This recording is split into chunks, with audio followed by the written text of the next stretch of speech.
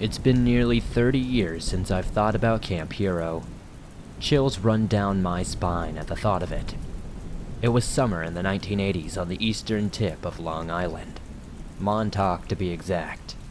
I rode my bike into town with friends for pizza and shopping at the local mom and pop shops. My favorite was the Magic Shop. Downtown was the best. You could hear the warm echoes of laughter and bells on kids' bikes riding through the alleyways, eventually leading to shortcuts to the shore. The sounds of ocean waves crashing into the sand from a distance always reminded me that I was home. It was a place where you looked forward to the sound of your mother's voice calling you in as the streetlights illuminated the chalky pavement. You weren't in trouble, you just knew a home-cooked meal was waiting for you with movies and dessert to follow. But in just one day, my warm feelings of home turned into a constant need to look over my shoulder. I was strolling through the park while walking my bike as it's hard to ride on the soft grass. I went across from the shops before heading on to the beach with the rest of the crew. I wanted to see if the ducks were wandering about. That's when something caught my eye. It was a missing persons flyer taped to a telephone pole. I walked up to it, and the closer I got, the more it bothered me. It was a young boy. We'll call him Johnny. I discreetly tore the phone number tab off the flyer in case it wasn't Johnny's family that made it. It seemed too professional, like some business person made it, instead of a worried family. I was weary about this flyer. Specific memories bounced into my head as soon as I saw them. I was scared the police would somehow be involved. The police force out here works very closely with the government bases. I did not want to take any chances in case my gut was right. What scared me the most was that I recognized this boy. He was roughly 2 years younger than I was, and I knew he was alive. I've seen him before. A few days prior, I went for an evening drive with my dad to see the lighthouse near Camp Hero. As we were driving back home, a few miles down the main road, I noticed a young boy running, clumsily, as fast as he could through the woods. He looked as though he was hiding and scared something was following him. I only saw him for a moment, but I noticed him continuously looking back over his shoulder, almost falling to the ground every time. It was one of those things that you see now and think, that was weird, probably a manhunt going on, as you shrug your shoulders and don't think about it. In his case, it wasn't a game. It was very real. As soon as I saw that flyer, I knew something was very wrong. A bad feeling took over me, while a voice inside my head started echoing through my skull, pleading with me not to call the police. I rode back to the shops where the rest of the guys were hanging out and told them I had to go. They seemed confused because we had just gotten there 20 minutes prior. I made up an excuse like, I forgot I promised to help my parents with yard work while they're gone, or something of that nature. The only thing was, I wasn't heading home. Something was pulling me to right across town towards the woods where I saw Johnny. I came across a small clearing off the road, which led to what looked like a trailhead. I rested my bike against the mossy-coated split-rail fence and walked through the surrounding brush. With thorns piercing my skin, rocks sneaking into the soles of my Converse, and twigs trying to restrain me, I kept going. I walked and stumbled through the edge of the silent woods until I could see at least a half-mile before me. Roughly an hour into my escapade, I came across a makeshift shelter. It was well camouflaged, making me think, this kid is smart. He didn't use any clothes for the top. It was made of branches and covered with wet, dead leaves left over from winter. It was shielded with parts of bushes and pine needles. I pulled my old-timer Barlow knife out from my jean pocket, just in case I pissed off some angry hunter by accident. I had some noisemakers I brought from the magic shop along with my knife. I threw one in a few feet from the shelter, trying to draw whoever was in there out. After the first snap, I heard a sound that reminded me of a jump, like if I scared someone or something. After a minute or two, I threw 3 more in the same spot, and that's when I saw him. A small, poorly buzzed head emerged. It was riddled with dirt, dried up blood, and pieces of dead leaves. It was the young boy from the photo. His hairstyle was more of a bowl cut on the flyer, but I noticed a birthmark under his eye that made me sure. The same face, same birthmark, same build. A bit more malnourished, but still the same, and he was the right age. He looked at me, It was as though he had felt I was there to kill him. His already pale face became transparent. He turned to run but tripped and caught his foot in some thick roots sticking out of the ground. I rushed toward him and calmly said, "Here, let me help you." He looked so scared and confused that he even began to cry. I showed him my knife, slowly raising both hands to convey that I meant no harm, and said I would not hurt him. I just really wanted to help him. He seemed to understand and exhibited signs that he wanted to trust me. He might have realized that we were around the same age. I took a few steps closer, moving slowly and calmly.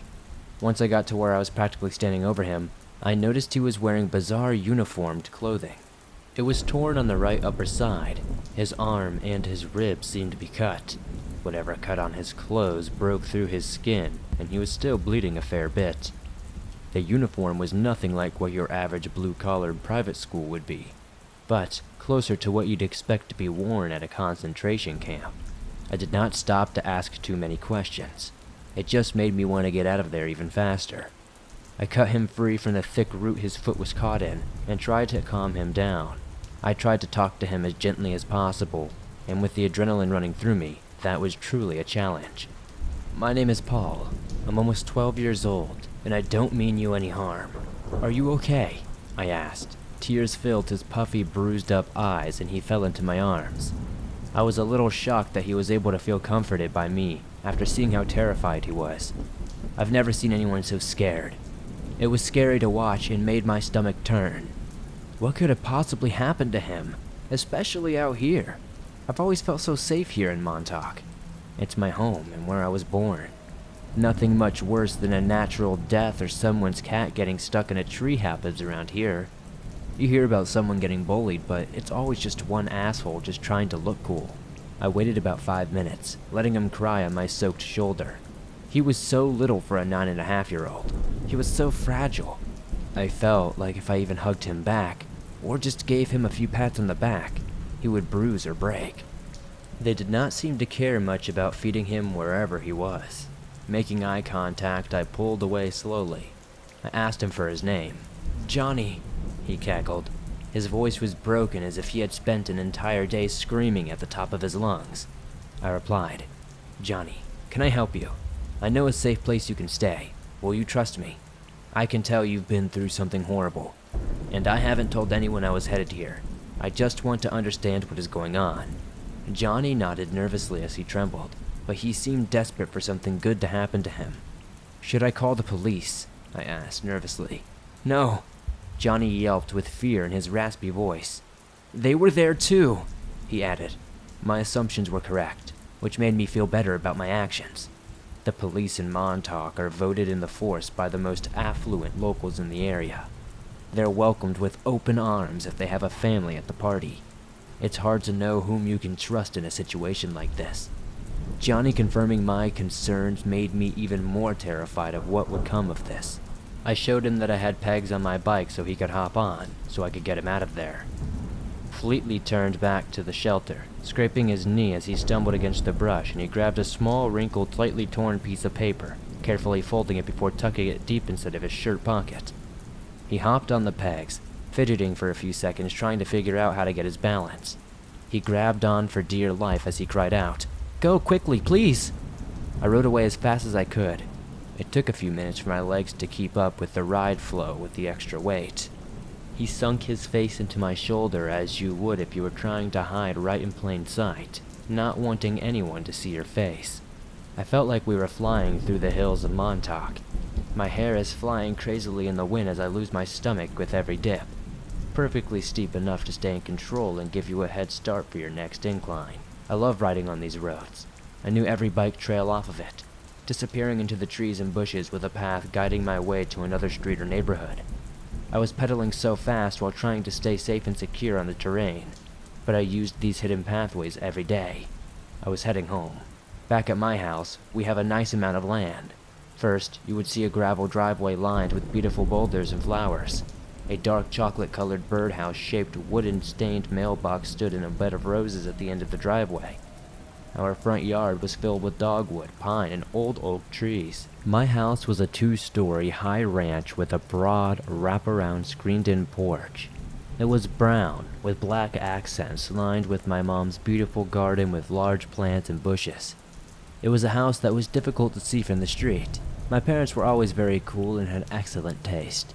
Our house was surrounded by trees on several acres of woods and private trails I made with my dad. Deep through the backyard is a fort I also made with my dad. The home was my safe place with my little hideaway. My parents don't bother me too much as I don't give them a hard time and always get my chores done. They especially don't care to go into my fort. They think it's good for kids to have their private spot to think and reflect. They believe it helps me grow and become independent. I thought it was a perfect place to let Johnny recover. It was insulated and warm with lots of blankets and all the books and comics you could read. A couple of board games, jacks, and yo-yos. There was even an old ice box my dad gave me for cutting the grass. I could put food in it for him, until I know if it's safe for my parents to get involved. I pondered. When I first saw Johnny the night I was driving with my dad, I also remembered seeing armored trucks, unmarked vans, and wholly black cars. They're constantly going in and out of Camp Hero as well.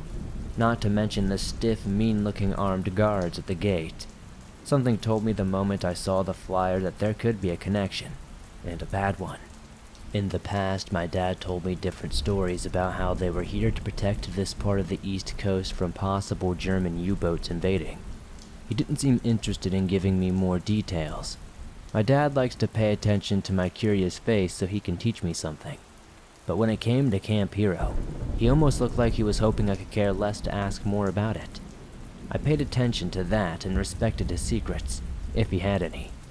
My dad works on the underground pipelines, so I'm sure he's seen a thing or two that he would rather not remember. I felt euphoric when my bald tires and exhausted legs hit the gravel driveway. Mom and Dad are helping Graham with redecorating since she hurt her hip, so I could go right straight for the fort. I let Johnny make himself comfortable as I went into the house to grab some essentials. Leftover meatloaf, Twinkies, soda, chips, cookies, and milk. I threw some first aid supplies in there, shorts and a t-shirt into a bag with everything else that we would need, and ran back. Once he settled in, we started to talk. He trusted me and was excited about my hideaway. I happily showed him everything we could use to pass the time. After a few minutes, I asked, "Johnny, can you help me understand what happened to you? What's with this uniform? How did you cut your ribs? And who are you running from?" He put his head down and took a deep breath, and he told me everything he could remember. It all started at one of my favorite places, right downtown. 4 men grabbed him outside the motel he had been staying at with his mother when she went grocery shopping. They were there on vacation, and no one in town saw a thing, apparently. He said they threw him into a van, tied him up and blindfolded him. When the van stopped, they dragged him out and walked on. What he says felt like a gravel road that eventually turned into pavement. They entered through a cold, dark, and deep concrete tunnel. He could tell it was tunnel-like due to the feeling of dampness mixed with echoing sounds. He said they still had him blindfolded, but when they dragged him into the van, he could see it was still light out. He saw the ground and noticed the men carrying him were wearing heavy-duty boots. Johnny was eventually stopped, frisked, and thrown into a room where he was stripped naked and abruptly hosed off with what he described as a fire hose. He said they painfully shaved his head and made him put brownish-green jumpsuits on, with only 3 pockets, a fixed hole on each inner elbow, and a number on the upper left side of the chest. His number read 0413. He said he thinks it was their way of identifying them all. There were at least 100 kids in this tunnel. There was some sort of underground fortress going on. Johnny said the fixed holes on the suit were for needles and IVs. They pumped them with all sorts of drugs. Sometimes they would switch the kids from one tunnel to another. That's when he saw the most horrific thing he never thought he would have to see in his lifetime. Not even in his imagination. Inside the East Tunnel, they had the most advanced technology. Johnny said it looked like they could have been weapons, but not like anything he's ever seen in the papers or any sort of Soldier of Fortune magazine. He said his grandpa was in World War I and was convinced that alien technology was accurate and that we were at risk as a country for corruption. He tells me he was forced to stand on one side of a 2-way mirror with a group of other boys. to witness to what could happen if they, misbehaved. On the other side were 2 rooms separated by a wall and a door with a padlock on one side. In one room resided a strange creature pacing back and forth. In the other room was a boy, 11.5 years old, roughly my age, sitting on a chair with straps securing him, and a creature was put in front of him. He went on and was trying to describe the beast without calling it, well, an alien. In reality, I think that's exactly what it was. It was skinny, in dark gray, slimy-looking skin. It had long fingers that had strange shapes on the tips. They looked like suction cups but were part of its hands. Its hands were wrong, as though the suction cups could pull the muscles right out of your skin. Its head was large and extended with a round lump on the back of it. Its eyes were dark and glassy like a black hole bending light. Johnny described it as if it could stare right through your soul. They would call them the Greys, said Johnny, as he started to whimper. He continued, they tortured this kid. They had that strange machine simulate his worst fears. He got so scared he even peed his pants. That's when the creature walked in. I gulped, sweating and scared of this terrifying story even more so if it was true. He said that it had a bucket and forced the kid's head in. He was drowned and eventually started twitching slowly and intermittently. That is when the creature pulled him out, right before he was completely dead. I was confused and wanted to ask questions, but decided to let him finish. It pulled a long, pointy, straw-like object out of its arm, like it was a part of it somehow. Then the creature stabbed the poor kid with an unknown mechanism and started sucking out something from his face. The creature reacted as if it were sucking out a drug or something. One of the boys watching with me cried and whimpered loudly. The creature heard him and quickly shifted, looking at us. It walked up to the 2-way mirror and pointed right at him. Johnny started crying, and I let him. When he calmed down, I assured him he was safe and decided to change the subject for a while. We talked a bit about myself, my friends, and anything to try and make him smile. I told him about the flyer in town. He was relieved to know his mom was okay. That's when he pulled out this piece of paper that he had tucked into his pocket earlier. It was an old photo of his mom. Johnny said that his father passed away a few years ago. His mom would continue bringing him to Montauk every summer since he passed. It was a family tradition, explained Johnny. I reached into the back pocket of my jeans and pulled out the number I tore from the flyer. Is this a phone number you recognize? I asked. Johnny looked at it closely, and I could tell he recognized it. I do, I just don't remember where. Maybe it's the phone number from the motel room you were staying at. Maybe your mom is still in town. I can't imagine why she would leave if you were missing. A light twinkled in his eye. It was hope. I explained that we couldn't call this number until we knew it was not a trap. He agreed and trusted my decision. I gave him a pat on the back and told him to try and sleep. We'll get you back to your mom. I promise, I said. I showed him where the window to my bedroom was in case of an emergency, and he felt safe. I gave him one of my old lanterns so he could read and went up to the house. Slowly I walked up to the back door of my house while going over everything he had told me. I was still shaking from the day's adrenaline and too scared to say to my parents. They didn't ask any questions about my day and if I had bought anything down by the shops. It was nice. I bought some noisemakers and cards. Nothing crazy. How's Graham? Everything goes smoothly. No more broken bones? I chuckled, trying to turn the focus of the conversation to them. Oh, you know your Graham. She'd trip over a broom before trying to walk around it if she meant she had to take fewer steps, laughed my dad as my mother added. Yes, Paul, everything went well. She even made martinis. She cracks me up, always turning things into a party. They continued their laughter and were satisfied with my answers. I asked to be excused and they let me go do my own thing after dinner.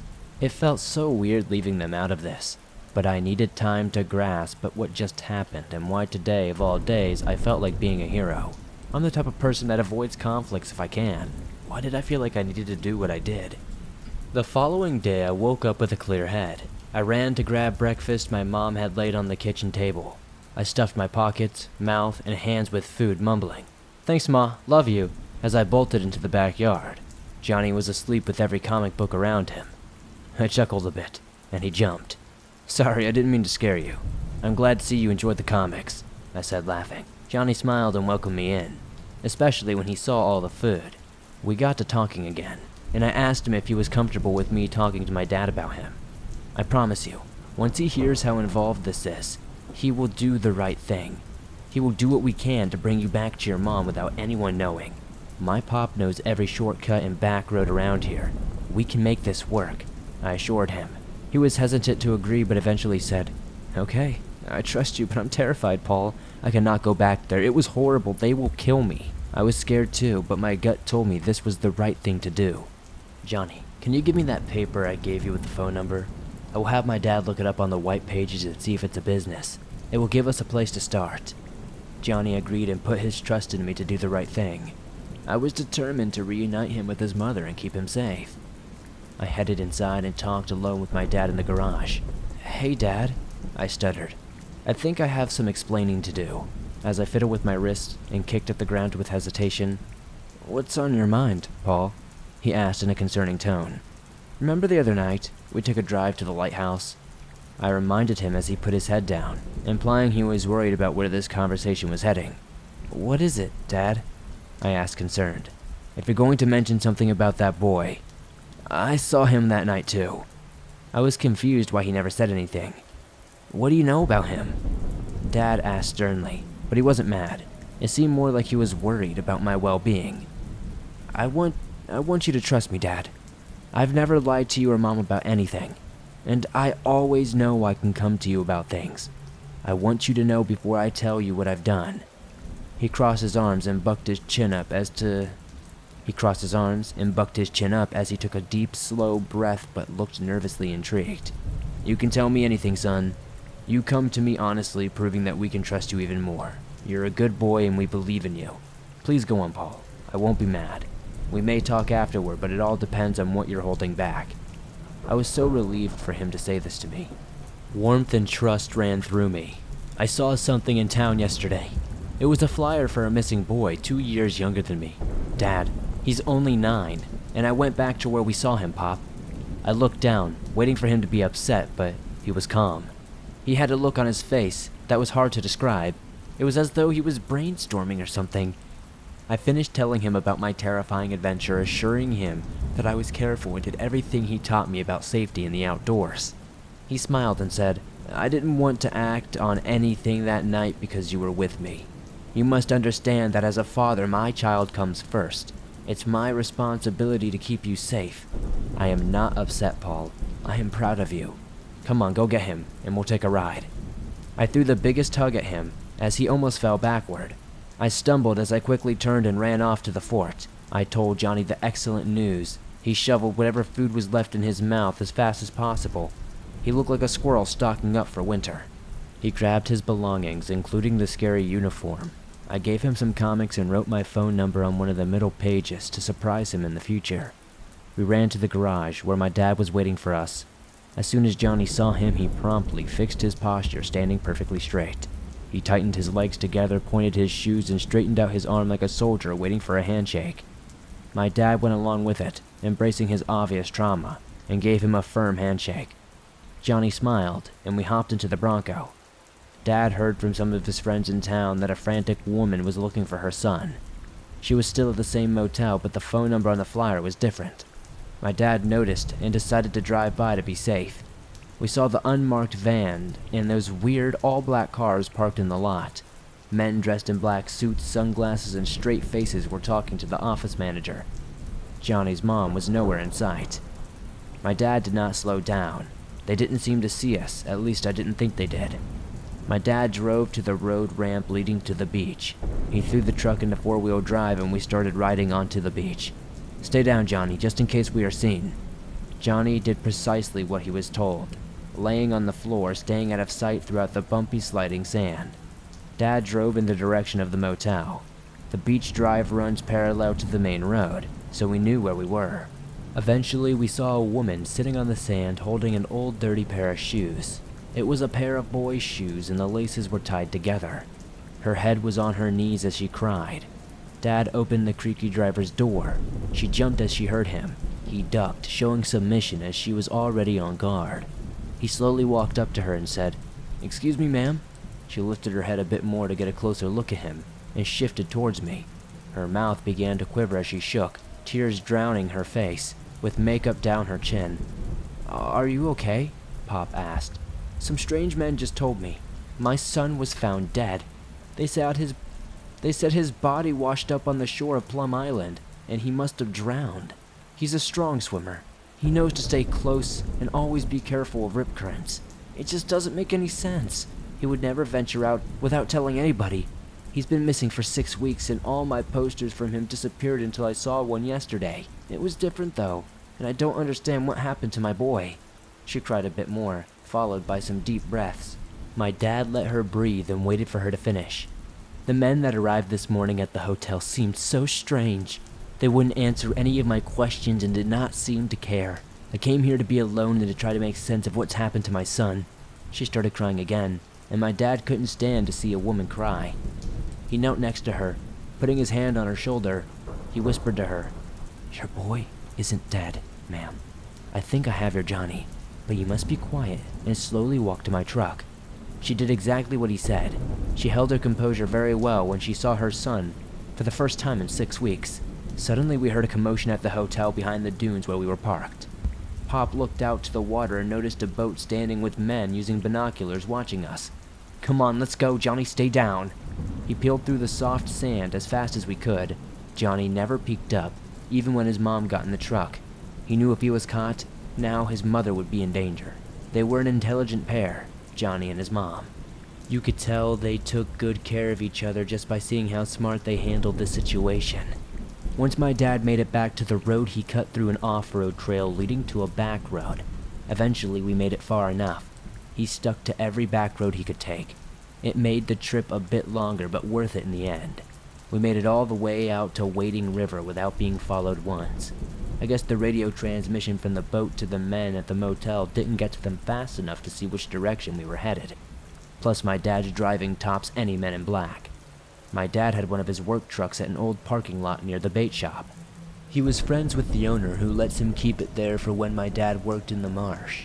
He gave Johnny's mom the keys and told her to follow him. We drove west until we saw signs for the Port Jefferson ferry. When we arrived, my dad told her to wait in the truck. He went to the office and bought tickets, one for us and one for Johnny and his mom. Dad explained to her that we were all going to take the ferry and handed her 2 maps. Johnny and his mom were from Delaware, but it seemed like they were ready to move very far away. One map was of Bridgeport with a map of Connecticut attached to it.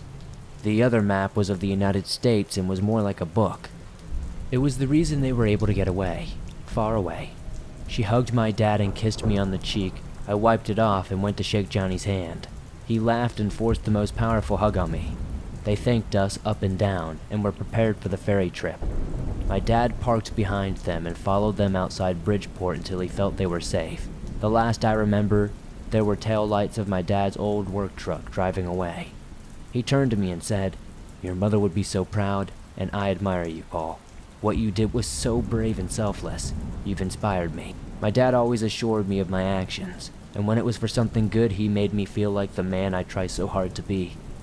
A couple of years after saving Johnny's life, the camp finally closed. Boards went up on every building.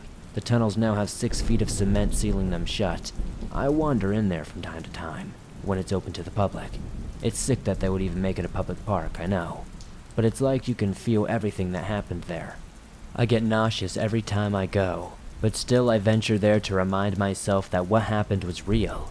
Sometimes I hear distant echoes of screaming children. It makes me think that the men who kidnapped Johnny are still here somehow. Maybe underground. Who knows? But I think something very sinister is still happening here. The air is thick with mystery and horror. I'm so thankful nothing happened to my family, but we did what we had to do.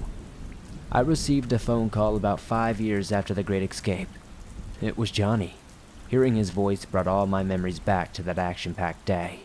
He told me he saw the phone number I wrote down for him in that comic book a couple years ago. He seemed well, safe, and happy. It was the most exciting phone call I had, but I never ever heard from him again. It was so lucid. Every unanswered question I had that day immediately invaded my curious brain. I didn't want him to have to relive such a terrifying time, so I kept my questions to myself. Now I wish I hadn't. Recently I received a letter without a return mail address. The handwriting was scratchy, as though it was written on a brick wall or a cement floor. It made me quiver, shaking with goosebumps breaking through my skin. As I held it, all it read was, "Thank you for giving me 15 happy years with my mom. She died last year from cancer. They found me, Paul. They must have been waiting for her name and family information for years. Goddamn obituaries. 2 weeks after she died, they showed up. I was trying to pack up and move to California, but they got to me. Last I remember, I was packing in West Virginia. Now I'm in some hellhole different from the last. I'm writing this letter in my cell. I will throw it out of the window when they transport me again, hoping someone will find it and mail it. It's so dark and much worse than before. I will write to you again if I can. I'll try harder to find landmarks or descriptions of my whereabouts. I hope you get this." I searched Camp Hero's grounds to find evidence that he could be back there. I was at a loss for words with an empty feeling in my chest. My dad is old and doesn't remember much nowadays, but he cried when I told him about the note. He remembered Johnny and his mom. Yes, it was a sad ending to a scary adventure, but sometimes what we expect to have a happy ending doesn't always turn out the way we intend. I will always continue to research unmarked purchased land and look for Johnny, but something tells me I won't find him.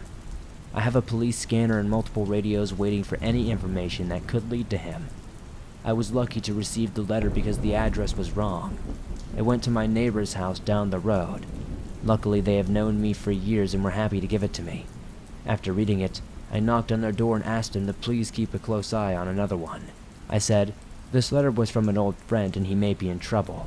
He had a crazy ex-girlfriend that stole his life savings before she left him, and I would like to be able to help him if I can. I made up this bogus story to protect him.